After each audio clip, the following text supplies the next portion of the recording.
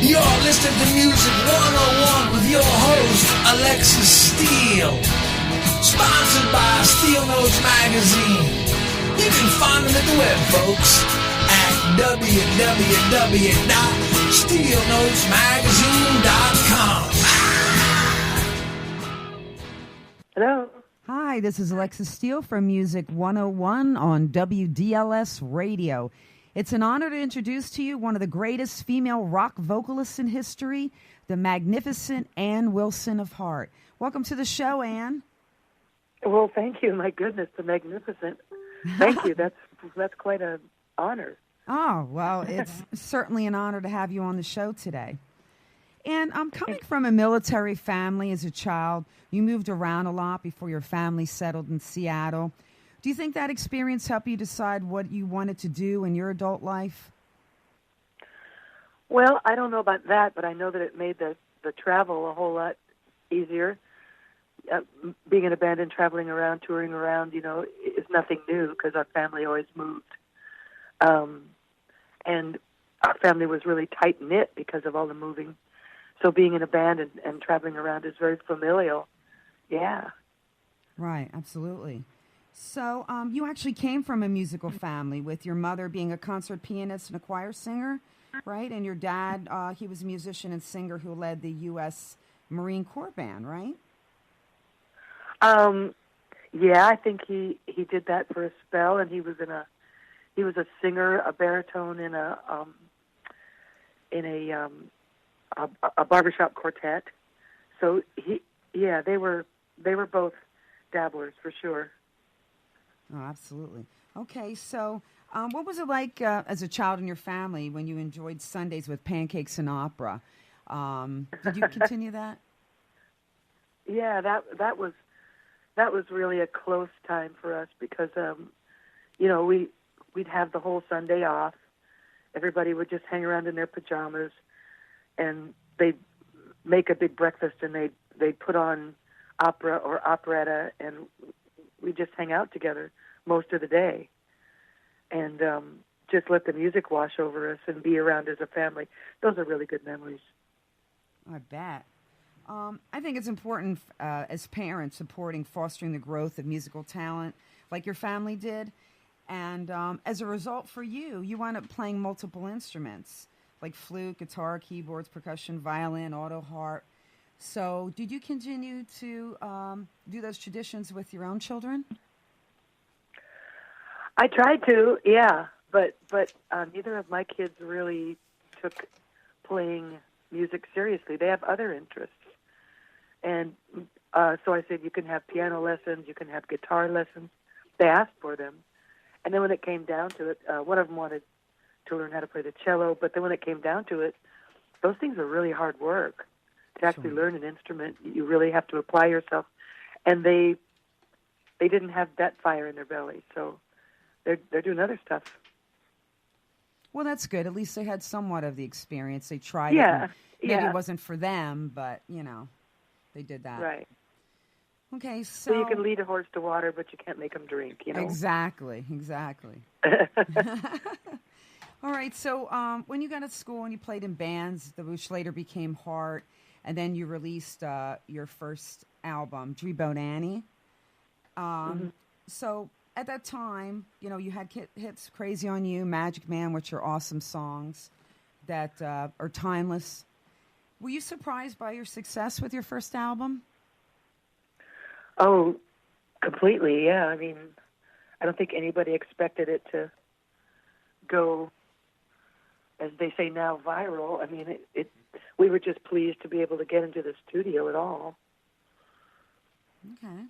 All right, so now you've had so many hits that you wrote, but equally impressive are the male-dominated songs that you've covered, like Manic Depression by Jimi Hendrix, and also my favorite Led Zeppelin songs like Stairway, Rock and Roll, and Battle of Evermore. So how hard is it being a woman performing these male-dominated songs and being taken seriously for your own impression of their work?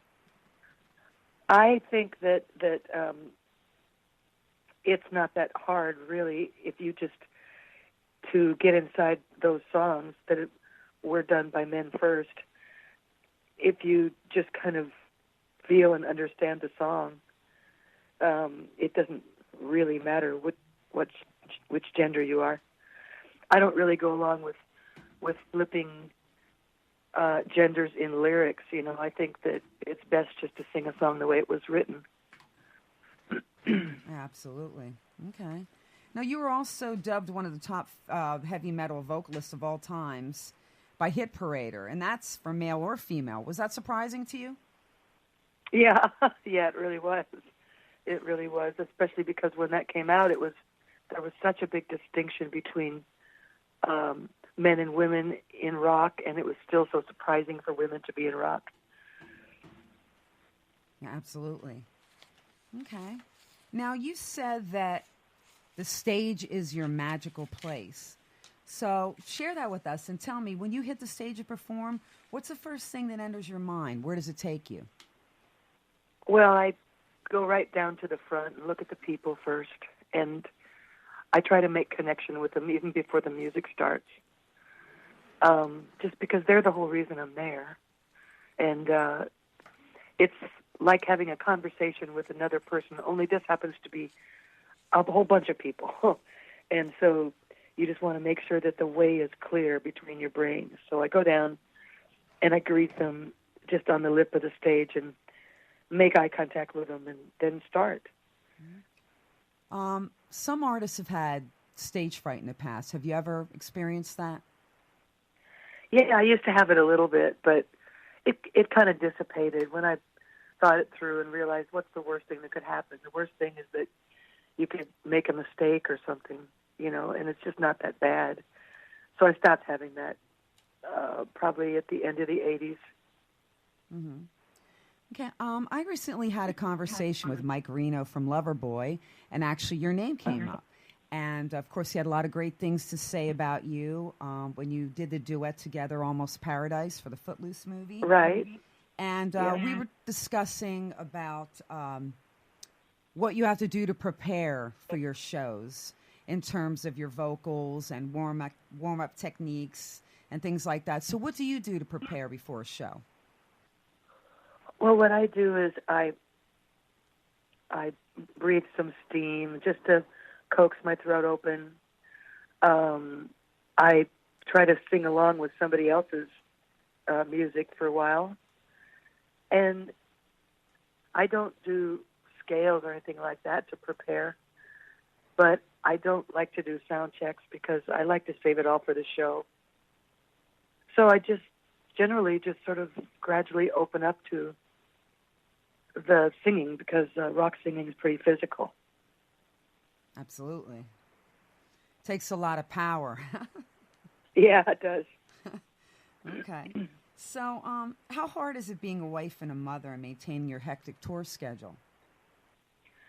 Well, it's not hard being a wife, but because he's with me. But my kids are pretty grown up now. They probably wouldn't want to be traveling around on a tour bus with their mom anyway at their ages. But when they were younger, it was hard to leave them. It was hard to bring them too. When they were about 10 to 14, they were all sullen and bored and everything on the road. So that wasn't much fun. It was the best when they were babies. They loved to be on the road when they were babies. Mm. But now it's kind of the most fun with just my husband and I. Were you traveling mostly? Were you in a tour bus or by plane? We bought our own bus and we got it all tricked out just the way we like it. So we live on the bus. Now that makes life We're a lot on the easier. road. Yeah. Absolutely. All right, so now you've released your solo CDs, Hope and Glory, and the Ann Wilson Thing 1 and 2. So who do you have in your current band lineup? I have Denny Longheiser on drums, Craig Bartok on guitar, Andy Stoller on bass, and Daniel Walker on keyboards. Okay, very cool. Your newer material that I took a listen to has a lot of a bluesy feel, sometimes almost Joplin-esque sounding. And I like I Want Someone Badly. One of my favorites actually is Fool No More. I really absolutely love that. And Anguish, that actually to me was like a cool cross between country and blues. You had that cool steel guitar going on. Yeah. Okay. Yeah, Anguish is kind of swampy, for sure. So now, do you relate more to this style more than in your previous songs, the 70s and 80s, or is it just a natural evolution for you? It's a natural evolution. When I write with Craig Bartok, our guitar player, the two of us wrote Rule No More and Anguish. And because he's a guitar player, we have more range. And like anything he can do on the guitar, we can make a song about. Okay, so you were co-writing with him on your newer CDs, your solo stuff? Yeah. Okay. Okay, cool. So with such a huge catalog of songs that you have, do you have a favorite song that you must sing at every show? You mean heart song type thing? Yeah. Well, I think that would probably be Alone. Ah, very good. Awesome. Yeah. That's a great choice. That's actually one we're playing. And as a vocalist myself, actually, that's one of the songs that I do, which I love. And there's so many of us female vocalists besides myself out there that are huge fans of yours. Oh, well, thank you. Oh, you're quite welcome. So now that you've embarked on your solo tour, you have 20 dates this year that you've been doing on the East Coast, and you have a PA show coming up at the Keswick Theater in Philadelphia on April 6th. So you said you were traveling with your family, as we discussed before. And what about your adorable West Highland Terrier, George? Oh, George. George stayed home this time because we have two dogs now. And to bring both of them out is kind of like having kids with you. And my husband gets no freedom at all. He's always watching the kids. So we decided just to sort of have a honeymoon with this and leave George at home. But he'll be so glad to see us when we get back. Oh. Okay. So then what are you going to be doing after your tour ends? Are you going to be going back on tour with Heart? No, I'm going to be touring with the solo thing all year long. Oh, okay. And then Dean and I plan to go to Mexico for a while and go to India for a while. India. And then we're going to come back and decide what to do next. Wow. That's interesting. Were you ever in India before? No, it'll be our first time. Oh, very cool. All right, great. So what do you think about the state of the music industry now compared to when you first got your start? Oh, it's unrecognizable. It's just there's so many primary differences that it's almost even hard to know where to start. I mean, there's no artist development anymore. There's hardly any artist songwriting. It's all done art by committee behind the scenes, and then the artist just puts their name on it. People don't really want to buy albums anymore. They want to just stream things or just look at singles on YouTube or on one of the radio situations, online. So there's not really a hard copy exchange or sale or retail anymore.